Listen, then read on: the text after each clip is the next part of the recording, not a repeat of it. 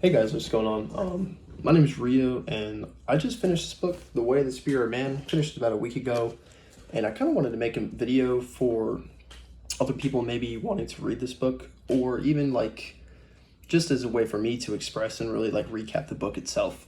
This is definitely going to be one that's in my staple and one I'm going to come back to many times during my life to read, unless I turned 30 years old and just realized I was an absolute idiot in the way I believed and everything like that. But this book is The Way of the Superior Man by David Deida. I think that's how you say it. A spiritual guide to mastering the challenges of women, work, and sexual desire. And I wanted to make this video saying or talking about the 5 takeaways that I got from this book. It's not a very big book. It didn't take me very long to finish, but there's a couple chapters that it really stuck with me, and I really remembered it, and things that really were like aha moments when it comes to women, desire, or just being a man. I think we fool ourselves as people to think that men and women are equal in terms of like their thought processes and everything like that. Obviously I don't mean equal as a sense of like value. Obviously men and women are the same value, but in terms of our thought processes, how we operate, how we navigate the world, and our dynamics in a relationship, definitely not equal. And I'm sorry if you can hear a dog or something in the background. I'm going to deal with that really quick. So starting off with number one of my 5 biggest takeaways: a man's purpose is his biggest weapon.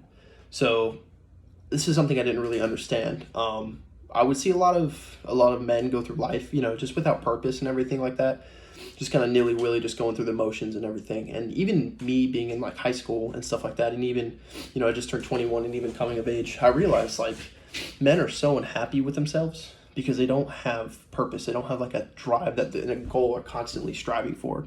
I think it's the most powerful thing you can have as a man, and it's absolutely essential that you have a purpose and a vision and you're constantly acting on it. The way the author describes it in this book is a man's purpose and his primary form of happiness is fulfilling his mission in life. And I think in the old days that meant taking care of your family, providing for your tribe, and constantly acting with forward progress. It's your job as a strong male to constantly push your family and your tribe and your people forward. And that was your mission and purpose. But nowadays, you don't need to protect and provide anymore as much. So I feel like a lot of men are purposeless, and I think it's a journey that all men, especially young men, should go through, is finding out your purpose, and even me questioning myself, what my purpose is. And that's mainly what your goal as a man, like your primary value is to act on your purpose. And that's really powerful and important because, again, it talks about in the book how men and women are different in that. And then a woman's primary happiness, this isn't for every woman or anything, and I can't speak on behalf of women, but a woman's primary form of happiness is love, is nourishment, is community. And a man's primary vision and purpose is forward progress and just drive, passion, mission. If a man believes he's acting out his mission every single day, he's going to be a fulfilled man. And I think that's super powerful because that kind of tells men that you can't just live ordinarily and going through the motions every single day if you want to live a fulfilled, happier life. Like, you have to have whatever your mission or purpose may be. Some people, it might be getting others in shape. It might be helping people through nutrition. It might be people helping through business, even like real estate agents. Your purpose and mission might be selling houses. That might be what's important to you. And I think it varies extremely through men, across the ranges. What is your purpose? What is your pain that you deal with in life at a young age? What are you acting on? And like, what can you provide to other people and help them out? I think that's something that everybody needs to figure out. And, obviously it's a growing process. Even for me, like, that's a constantly developing process. Like, what is your purpose and mission? But I'm super excited, to know that now that I need to constantly reflect on that every single day. If I'm filling out my purpose or my mission, that would make me the most happy, as a man. The second point is live like your father is dead. And this is actually one of the chapters in this book, is live like your father is dead. And it it caught me off guard at first. So my second biggest takeaway from this book was it really delves into the importance of having friendship, specifically that of the male gender as a man. And this is something that I kind of learned the hard way through high school. I wanted to have a lot of friends and everything like that. I wanted to have a big community, and there's beauty in that, but it wasn't what I needed. You know, what you need is a small tribe, a group of, 2 or 3 friends that you really value, that are masculine men that are committed to forward progress, to forward self-development. They need to challenge you, basically. They should not tolerate mediocrity in one another. There's people and your boys, you need to go to discuss your problems and issues with, and it needs to be dealt in short, concise problem solving. Basically, they need to keep you in check. They shouldn't tolerate any mediocrity in your life. And a lot of the times we know we're making mistakes as men. We know when we're being weak in our shortcomings, and we know ourselves, and we go to our friends for empathy and sympathy, I think. But it's your job to find those friends that are going to be straight up with you and tell you you're being weak and tell you your shortcomings, just to push you. They understand you, they love you, but they want what's best for you, and they're constantly going to be pushing you. Also, to have those friends that you can challenge too. I think it's really important. Competition is very important as a man. And to have those friends that you can challenge and compete with, I think that's so important for a man. It's like a brotherhood, really. So finding those friends, super important. I think that's my second biggest takeaway of the book. The third biggest takeaway I had for this book was to understand masculine and feminine dynamics within a relationship or a marriage, and really just understand how to maintain sexual attraction. Like if, in a relationship or a marriage, I think that's something that's nobody really wants to talk about because it might be an uncomfortable topic. I feel like a lot of relationships, they disassociate love with sexual attraction. And once you become so comfortable with your partner, you just lose attraction for that person.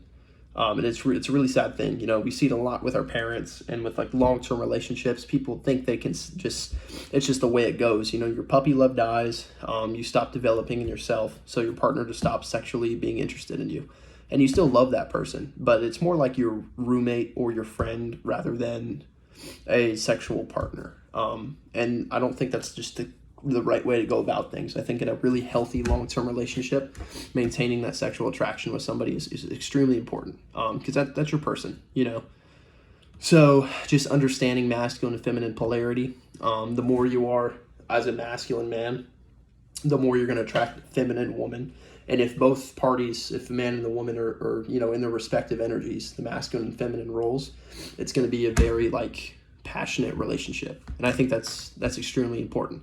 And I was when I was younger and I had my my first big breakup, I kind of was just of the notion that men don't need to be in relationships. It's just not good for forward progress and development. But a lot of the relationships and marriages I was seeing were just crumbling apart because once they got in a relationship, the man stopped developing, and the woman fell in love originally with the man that was developing, that was forward progressing. But then the man just becomes comfortable and complacent, and he doesn't value forward progress. And so the women are valued, or they're wired to look for stability and a man that's constantly improving. And so once the man becomes comfortable, there goes your sexual attraction.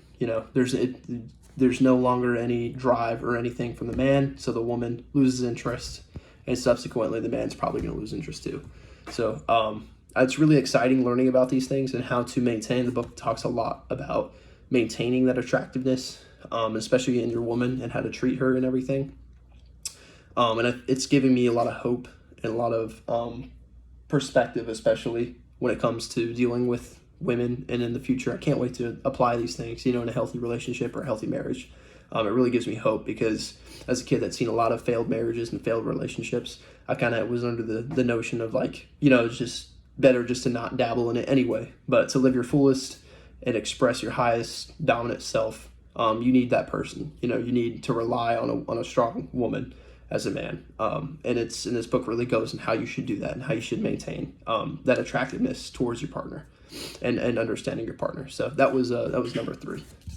My fourth biggest point I took away from this book is you're constantly living on the edge of your boundaries and your comfortability to basically confront your purpose and your mission. So what this basically means is going back to the purpose and mission thing that I previously discussed. You should constantly be on the edge of your comfort zone, in a sense. You should always be on the edge of your self-development journey, and being uncomfortable all the time, basically. Make yourself be comfortable being uncomfortable. And that's basically approaching your fears every single day, approaching your things that make you uncomfortable, and doing the hard things And that's basically what's going to help you out with your purpose. You know, a lot of times it's easier to be comfortable. As men, you know, we tend to do things that are the easier route, the easier path. But in order to be that superior man and that high top tier value man, you constantly need to be on the edge of your seat in order to maintain forward progress. You know, that's what being a masculine man is all about, is forwardness and direction. And so constantly living outside of your comfort zone is the only way to really do that. My fifth reason in this book, or my fifth biggest takeaway, is understanding how women think. As men, it's so frustrating trying to understand them. This book puts it beautifully. Like, my perception has changed just reading this book on what the feminine energy does, especially in relationships. In the past, with relationships, I didn't understand how women would think and why they would contradict themselves so much. But I now realize, because I was thinking as a man. So this book has a chapter, and it basically says, in the headline of the chapter is, the man says what he means, the woman says what she feels. And this was so mind-blowing to me, and it was definitely the most interesting chapter for me to read. And the takeaway is that as a man, you basically, your emotions are not going to be as strong, you're not going to feel them as strong as a woman's. The woman's is all about emotion and feeling that. As the man, you can have emotions that sway your opinions, but most of the time, if you say something, that's your clear-cut opinion. It's not going to really change. But a woman, a lot of men, you know, have headaches because when they try to deal with them or talk to women, it seems like their opinions change or their thoughts change so much. And so it seems like they contradict themselves. But the women are not liars. That's the name of the chapters. Women aren't liars. And a lot of men think they are and think all women are liars. That's just not the case. Woman says what she feels, and her emotions are going to fluctuate. If she's a feminine woman, her emotions are going to fluctuate throughout the day. They're going to go up and down and all over the place. And so what she said, you know, yesterday might not be the same thing she means today. And that's okay. You know, you don't hold that against her. You approach her with love. And hearing this just blew my mind. And I can't wait to apply this in a healthy relationship or a marriage. Just knowing to approach your woman when she changes her mind with absolute love and understanding of, you know, her emotions are just changed. And that was definitely the fifth biggest takeaway that I had with this book, was just it goes a lot into understanding the woman brain as a male perspective, and how to approach him thinking as a woman and not as a man. And that was beautiful. So overall, this is definitely one of the best books I've ever read. And I'm still trying to apply this day by day. It's definitely going to be a book in my rotation coming back to, you know, as I'm beginning my self-development journey. I think it's definitely a really good guideline on how to live your life if you truly want to be a masculine man, and you know, coming of age things sort of that nature. But yeah, I would definitely recommend it to anybody, any young man or anybody really that wants to live your life by a certain set of rules that really apply to being a masculine man. So those were my big 5 takeaways. You know, in a couple years it might switch. I might take away something, you know, more impactful, anything like that. But yeah, that was my review. Hope you guys liked it. Yeah.